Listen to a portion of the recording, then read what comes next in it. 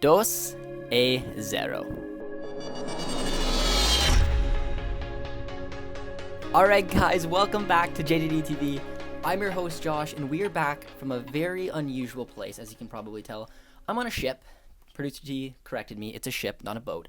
And I just watched the game, the Canadian men's national team versus US men's national team game, in my room by myself because, the NFL was on. I had it in with the bartender, we move on. But ladies and gentlemen, boys and girls, Canada just beat the US 2-0, and we are on 22 points, 2 points-ish away from qualifying for the World Cup. This team cannot be stopped.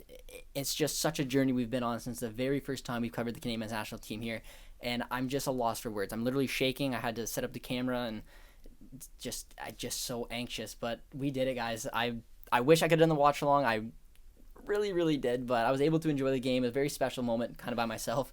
And then I had to get my girlfriend here to help set up the camera a little bit. But let's get right into it, guys. This is the big moment, so we're going to get it going with the very first takeaway. And the very first takeaway is Milan Borjan.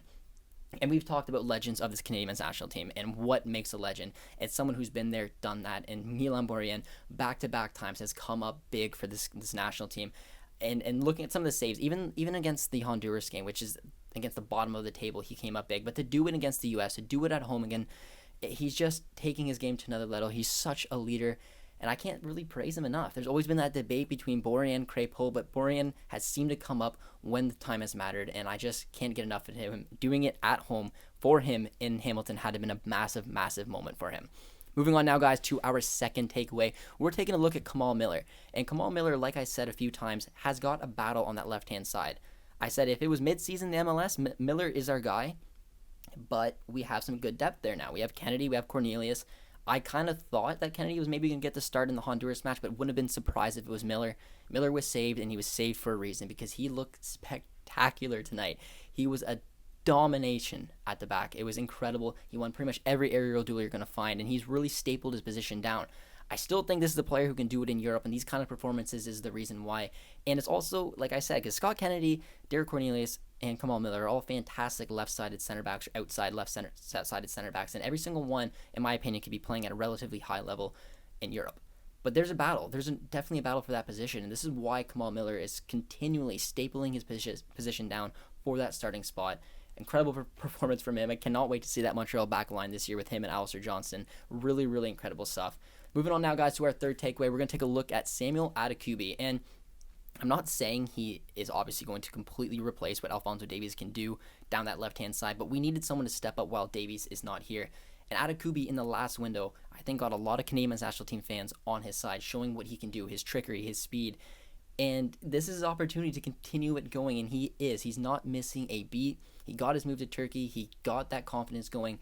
And really, I don't know how you can argue that he doesn't deserve to start pretty much every match right now for the Canadian men's national team. He was a menace down that left-hand side. Really impressive performance from Samuel Adekubi. And it just shows when you get that opportunity to thrive in Europe, you get to replicate that for the national team. You're doing it at that kind of level. Samuel Adekubi's taking his game to another level, and I can't praise the man enough. Moving on to the fourth takeaway, guys, and I do not know when I'm going to stop on takeaways because I'm just that happy. But the fourth takeaway is going to be Kyle Larin. And I got to single out Kyle Larin, man, because he is the all-time, by himself, top Canadian men's national team goal scorer of all time. He's that guy, and we've known Kyle Larin for a while now. I remember following him back in his Orlando days before going over to Turkey, getting that move to Belgium, coming back to Turkey, really putting his place down of the type of player we expect for Kyle Larin. And this is the big moment. I know the record for the Canadian men's national team is not that high. It's not like he's got 100 and something goals, but he's all by himself right now, and it's an incredible achievement. And to do it on this stage, do it in Hamilton like this, Kyle Larin is incredible. And on that fact as well, I'm going to keep this takeaway with this one because we're going to talk about him and Jonathan David, because there's been a lot of debate of whether these two can kind of do it together and how they're going to do it together, how they're going to be successful. Because when you see Jonathan David and you see Kyle Larin, you want them to start together. You need them to start together. These are the focal points of what we assume would be the Canadian men's national team attack. And to see them come together like this was incredible. It's a breath of fresh air. It's something that John Herdman had to figure out. It was a big task that we didn't know exactly how he was going to do it.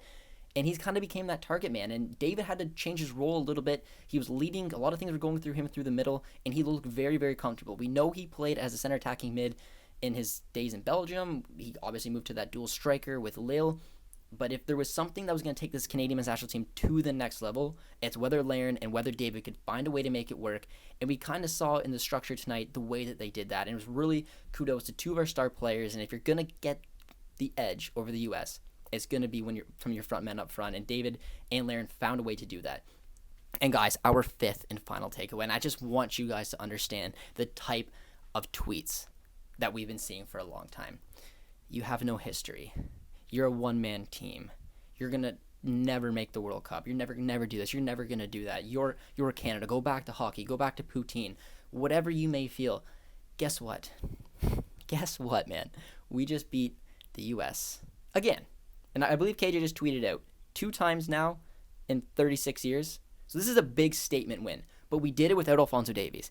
And we did it without Stefan Eustáquio. 2 of the focal points of this team. 2 players that I couldn't imagine going into this window without. And intact, my man, I love you. You said 2 points. We're chilling on 6 right now. And if we win the El Salvador match, Canada will be in the World Cup. We'll be in Qatar 2022. It's an incredible achievement. We've proved the doubters wrong that we can do it without our star players. We are not just Alphonso Davies. We are not just Stefan Eustáquio. We have a group here behind John Herdman who know exactly what they have to do every single time. And I was proud sitting on this boat with 1,000 Americans. But I mean, they were most of them were football fans. There was no like, hey, I'm at a bar watching the game. No, I watched it by myself.